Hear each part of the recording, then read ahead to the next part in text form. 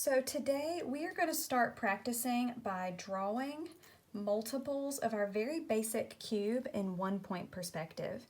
So your task today is going to be to draw 5 cubes that are 2 inches that are all in 1-point perspective, and I'm going to show you how to set up your page to do this assignment.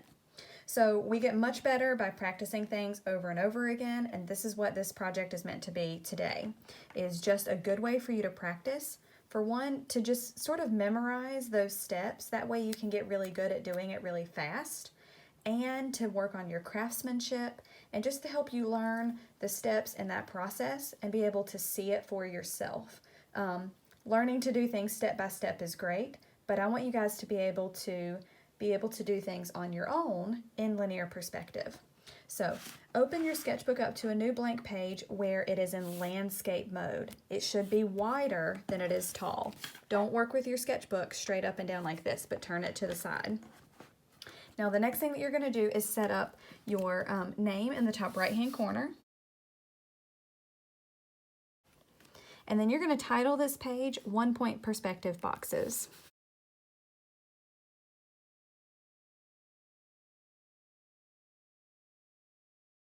Then you're going to set up your horizon line the same way that we did yesterday, right through the middle of your page. Make sure it's a nice true horizontal. Bring that line all the way across and put your vanishing point in the middle. But this time, since this is in our notes, we're not going to label what those are. You're just going to know. So just draw the line and add your single vanishing point. Now, your task today is going to be to draw 5 boxes in specific locations. I want you to draw 1 box in each corner. So one here in the upper left, one here in the upper right, lower left. And then for your 5th box, you get to choose where you would like for it to go. You can either choose to have it directly above your horizon line and right above your vanishing point here.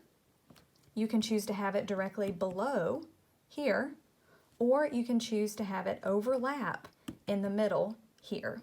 Now, sometimes I will say I have students that draw the 4 in the corners, but then they don't really have enough room to easily draw the cube, their 5th cube, which is either here, here, or here.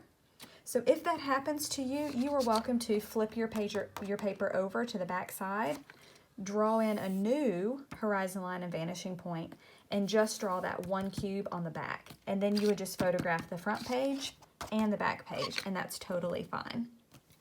So watch the other video, and it's going to review how to draw your cubes, and I'll post an example of what the finished piece looks like for you to sort of serve as a guide as you work on this assignment today.